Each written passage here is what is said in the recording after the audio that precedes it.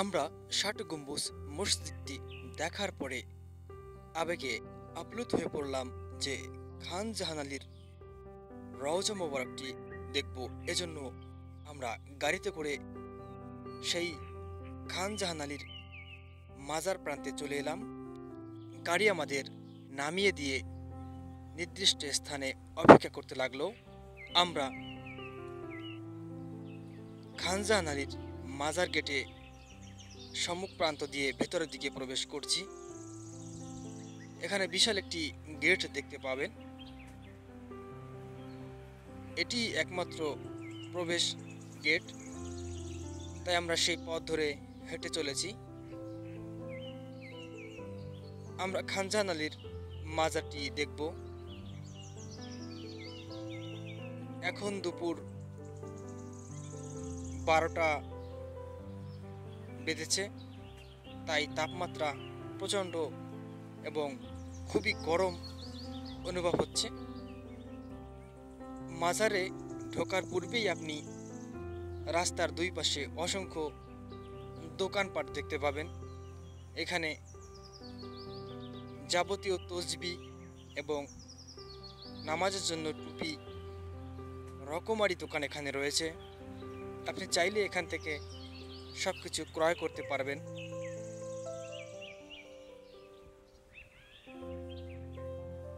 Main road থেকে খান জাহান আলীর মাজার একটু দূরে, এবং ক্রমশ আপনি হাঁটলে দেখতে পাবেন যে রাস্তার একটি উঁচু ঢাল রয়েছে, অর্থাৎ নিচ থেকে উপর দিকে উঠতে প্রায় ভূমি থেকে প্রায় 5 থেকে 10 মিটার উঁচু হবে। অর্থাৎ নিচ থেকে খাড়া উপরের দিকেই কিন্তু এই খান জাহান আলীর রওজা শরীফ। এটি হলো রওজা শরীফে ঢোকার প্রথম গেট। আপনাকে এটি থেকেই আর কি তার যে কবরটি রয়েছে সেখানে প্রবেশ করতে হবে। এটি হলো প্রবেশের গেট, এবং এখানে দুটি দেখতে পাবেন বড় আকারের ছিদ্র টাইপের রয়েছে। এর ভিতরে কিন্তু হাত অনেকে দিতে বলবে আপনাকে এবং টাকা নিবে, এজন্য আপনি ওখানে হাত না দিলেও চলবে।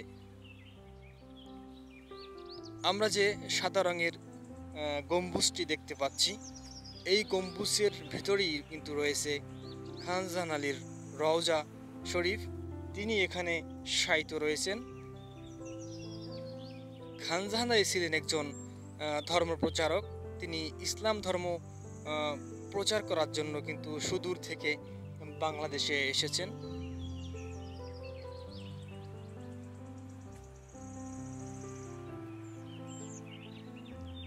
এটি হলো খান জাহান আলীর রওজা, অর্থাৎ তিনি এখানে শায়িত রয়েছেন সেই বাগেরহাটের বিশেষ স্থান এটি। তার রওজা শরীফটি সম্পূর্ণ বেষ্টনী দ্বারা ঘেরা, এবং এখানে সবাই প্রবেশ করতে পারে, কারো বাধা নেই। এখানে হয়তো ওরস শরীফ হয়েছে, সেজন্য আমরা বাঁশের খুঁটি টুটি দেখতে পেলাম। এবং এই যে আজকের যে আবহাওয়াটা সেটি কিন্তু আরও স্পষ্ট করে দিচ্ছে। তার রওজা মোবারকের উপর যখন আলোটি পড়লো, তখন কিন্তু স্পষ্ট চকচকা সেই প্রাচীন ঐতিহ্য কিন্তু স্পষ্ট আরও মনে হচ্ছে। অবশ্য আমরা এখন চারপাশটি একটু ঘুরে দেখব, তারপর রওজা শরীফের ভিতরে প্রবেশ করব। যদিও ভিতরে ভিডিও নিষিদ্ধ রয়েছে, এবং আমরা এখন যেটি দেখতে পাচ্ছি সামনে যে বিশাল আকৃতির একটি দিঘি, এটি কিন্তু সেই দিঘি যে দিঘিতে কিন্তু কুমির রয়েছে, অর্থাৎ খান জাহান আলীর সেই তৎকালীন যে কুমির, সেই কুমির কিন্তু এই দিঘিতে ছাড়া হয়েছিল, এবং পরবর্তীতে সেটি কিন্তু একটি মারা গিয়েছে, কিন্তু আরেকটি জীবিত আছে।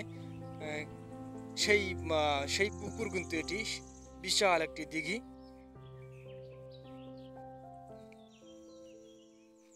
এখানে প্রতিদিন অসংখ্য লোক আসেন তার কবর জিয়ারত করার জন্য। কেউ কেউ কিন্তু এই পুকুরে গোসল করে।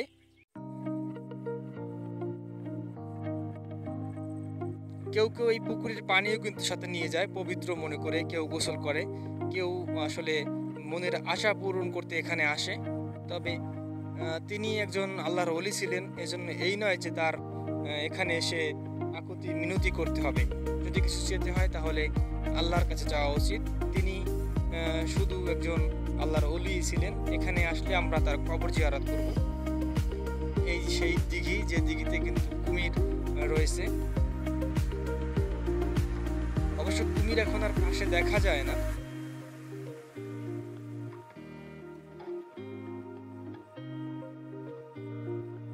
এখানে বিভিন্ন রকমের দোকান আপনি দেখতে পাবেন এবং মন চাইলে আপনি সবকিছু কিনতে পারবেন এখান থেকে। এখানে কিন্তু প্রতি বছর মিলাদ উরুস মাহফিল হয়ে থাকে নির্দিষ্ট সময়ে। আপনি সে সময়ও এখানে আসতে পারেন।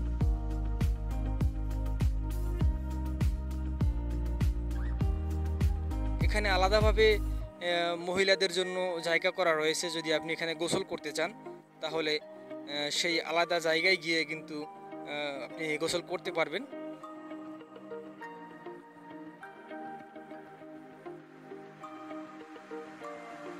এখানে সকাল হওয়ার সাথে সাথে তাপমাত্রা যেন আরো বৃদ্ধি পায় এবং প্রাকৃতিক নিসর্গ আরো স্পষ্ট হতে থাকে। অনেক সুন্দর এবং একটি পবিত্র স্থান বলে আসলে জায়গাটি আরো সুন্দর, কারণ খাজা খান জাহান আলী কোনো সাধারণ মানুষ ছিলেন না। তিনি একজন ইসলাম ধর্ম প্রচারক ছিলেন এবং তার হাত ধরে কিন্তু এই বাংলাদেশের সুদূর দক্ষিণ প্রান্ত বা যেই বলুন না কেন, তিনি কিন্তু এই ইসলাম ধর্মকে বাংলাদেশে আসলে সম্প্রসারণ করেছেন।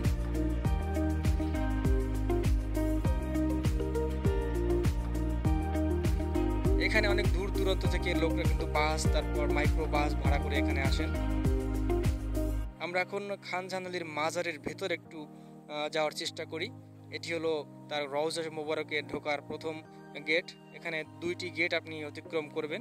এখানে কিন্তু অনেকে টাকা চাবে আপনার কাছে বিভিন্ন কায়দায়, কিন্তু আপনি সেই টাকাটা দিবেন না। আসলে এখানে টাকা দেওয়াটা ঠিক হবে না।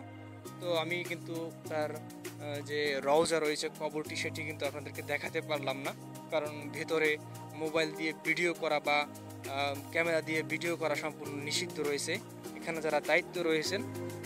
তবে আমি পরবর্তীতে বিভিন্ন কায়দায় সেই ভিডিওটা আপনাদের দেখাবো কবরের। তার কবরের উপরে একটি সবুজ রঙের চাদর দিয়ে ঢাকা রয়েছে এবং খুবই সুন্দর, এবং সাধারণ কবরের তুলনায় তার কবরটি একটু বড়। ভেতরে দেখতে পাবেন দুজন বসা রয়েছে, তারা কিন্তু বলবে যে নজরানা দিন, নজরানা দিন। আসলে কোনো নজরানার দরকার নেই। নজরানা অর্থাৎ মানে টাকা দিন। হুজুরের কবর রওজা মুবারক আসছেন, টাকা দিন। তো আপনারা কেউ টাকা দিবেন না, এখানে টাকা দেয়া কিন্তু ঠিক হবে না। ভেতরে যে জিনিসটি আমি দেখতে পেলাম রওজার, অর্থাৎ খান জাহান আলীর কবরের, সেটি দেখলাম হলো ওখানে চার কোনায় তো 4টি ইয়ে রয়েছে আর কি, খুঁটি রয়েছে। সেই খুঁটির গোড়ায় কিন্তু অনেকে তেল ঢেলে সেই তেল কিন্তু আবার ওখান থেকে আর কি তুলে বোতলে ভরে নিয়ে যান। কিন্তু কেন তারা এটি করেন সেটি আসলে আমার জানা নেই। তবে এটি একটি বেদাত কাজ, কারণ খান জাহান আলী কিন্তু একজন ইসলাম ধর্ম প্রচারক। এজন্য তিনি কিন্তু কথা বলে যাননি যে তার কবরের পাশে এসে তেল ঢেলে বা অন্যান্য কায়দায় সেজদা করা, এগুলো করা যাবে না। অনেকে কিন্তু তার রওজা মোবারকে এসে দেখছি, আমি নিজে দেখেছি যে সেজদা করে। যাই হোক, এটি হলো কিন্তু জারিফ হোটেল। আপনি যদি এখানে মানে ফরেনার হন বা যে কোনো এলাকার হয়ে থাকেন, তাহলে আপনি এখানে রাত্রি যাপন করার জন্য প্রয়োজনীয় হোটেল কিন্তু এখানে রয়েছে। তারা কিন্তু খুবই ভালো সার্ভিস দিয়ে থাকেন। অল্প টাকার ভেতরে আপনি এখানে থাকতে পাবেন এবং বাগেরহাটের যে ঐতিহ্যবাহী স্থানগুলো রয়েছে সেগুলো কিন্তু খুব সহজে আপনি এখানে এসে উপভোগ করতে পারবেন। দেখতে দেখতে আমাদেরও সময় ঘনিয়ে এলো। আমাদের যে গাইডম্যান রয়েছে তিনি কিন্তু আমাদের নির্ধারিত সময় দিয়েছিলেন যে 2 থেকে 3 ঘন্টা আমরা এখানে থাকব।